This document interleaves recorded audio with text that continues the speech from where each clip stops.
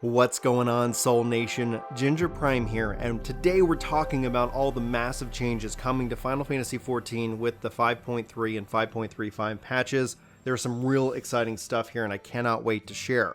Now, this is not going to be a full summary of the 4.5 hour live stream that we just covered, but Chris and I are going to sit down over at Work to Game and do kind of a duo thing here just in a little bit, so be sure to check it out if you're more interested in more Final Fantasy content in your day. However, I'm going to talk about the biggest takeaways that really mean a lot to me, and I'm not talking about my frustration with summoner nerfs or the fact that Bard is actually getting a buff in damage. Really happy about those changes.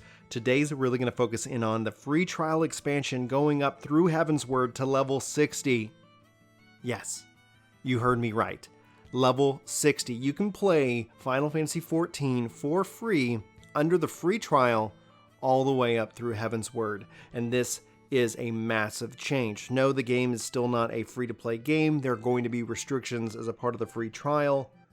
I honestly am very excited to see this. I think what we'll see here, hopefully, is more people checking out what the core gameplay loop is like and maybe coming and joining the game. No, we have not heard any news on Xbox. There was no Xbox announcement, and I didn't really expect it from Yoshi P, namely because he's speaking primarily to a Japanese audience. If that's going to happen, I think that's going to happen tomorrow. If we don't hear about it anytime soon, I'm going to get really frustrated, but that's what my video was about just yesterday. So, free trial. Right now, as it works at this moment, it takes you up to level 35. You can unlock a job. It kind of gets you into the story. And then after that, you have to choose whether you want to buy and sub after that. Now you don't have to. Now you can play up to 60, which is really significant and quite a boost. I was thinking they might just do ARR. But they really want people to come into this game, stick around and experience Heavensward, and I couldn't be happier because Heavensward is phenomenal, and I think that's going to actually give people a better taste. Often with the free trial, many people are like, no, it's not the best representation of Final Fantasy. Let's wait and let's hold off. So I'd love to know your thoughts about that. Honestly, it's really just yeah, it's just that good. It's going to be, I think, really, really significant. I know that there's a lot of concern when it comes to free-to-play, when it comes to subscription-based games. Maybe that opens up to more toxicity. People aren't as invested. But I think essentially when they get a taste for the community, hopefully this will lead to better experiences and more people playing this game. And hopefully we'll also see this apply to other platforms. Maybe announcements coming soon. We'll have to wait and see. Okay, so that's, I think, the first one. The second biggest change that I didn't know I wanted was the flying in the AR zones. They were showing this off very significantly, and it really opens up these zones quite a bit. It makes the world feel more connected, and I couldn't be happier. Now, if you don't know, flying is not going to be unlocked the normal way.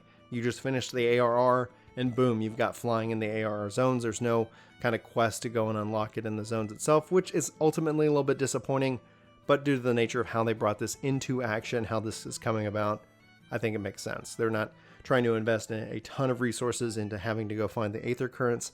So it is what it is, but I'm personally excited to kind of explore these areas and look at these places from a different angle than we've ever had the opportunity. And so they show it off in a couple of different zones. Honestly, really, really cool. Didn't know I wanted it until I actually saw it, and I was like, yep, I'm ready.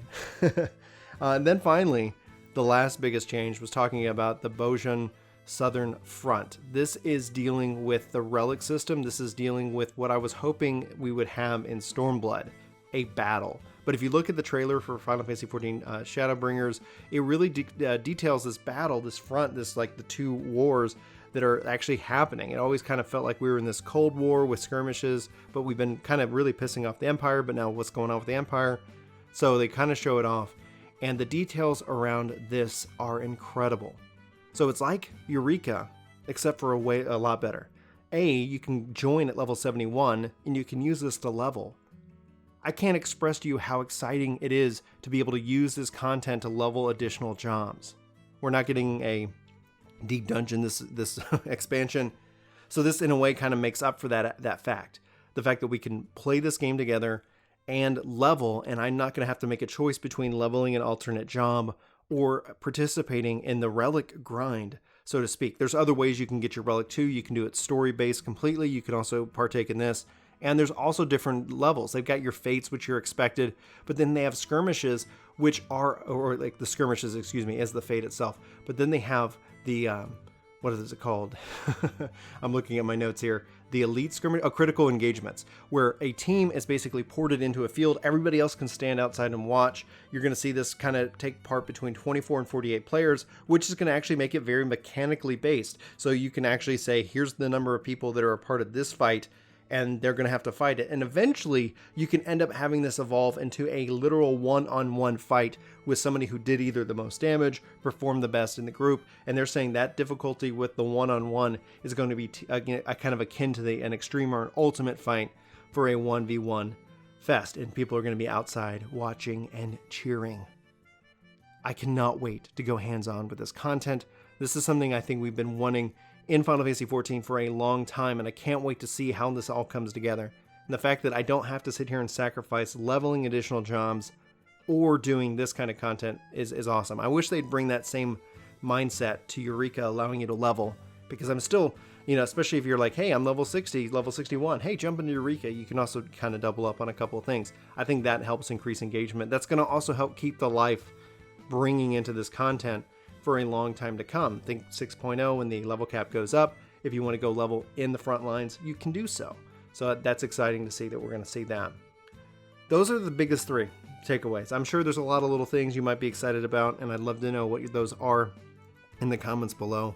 I'm really excited. If you can't tell, I'm a little winded because I'm just like, oh my gosh, this is getting exciting. If you guys aren't aware, patch 5.3 drops on August the 11th. So there's going to probably be a 24-hour maintenance patch before then, maybe a little shorter. We'll keep you guys up to date over at Work to Game. These are just kind of my personal thoughts and excitements about this patch. We got a lot of highlights from the event. If you guys want to go either watch the 4.5-hour thing, we've broken it up in different chunks for you guys. But I just wanted to sit down and talk. I just wanted to share how awesome this looks, how exciting this feels, and I can't wait to see and go hands-on with it even more. There's so much coming with 5.3 over the course of the next couple months, and 5.4, both with the story and all that, but these I think are the three biggest changes that I think are going to both energize the player base. Now, the Bojin Frontlines is not part of the 5.3, that's going to be 5.3.5, probably around the end of September or early October, and then, obviously there could easily be delays, so kind of keep that in mind. We gotta be careful, because everything can be delayed. That's what I wanted to share. I'd love to know your thoughts about Final Fantasy XIV. Do you play it? Have you played it? Are you returning? Does any of this news excite you? Let me know in the comments below, and I'll leave it at that. But thanks for being here. Thanks for checking out this video. If you feel like I've earned your sub, be sure to hit that subscribe button, hit that like button, and ring the bell if you feel like helping us out with the algorithm. But hopefully we've earned it over here, Ginger Prime. Thanks again for watching. I love you. I love you faces. Hopefully see you soon. Until then, take care.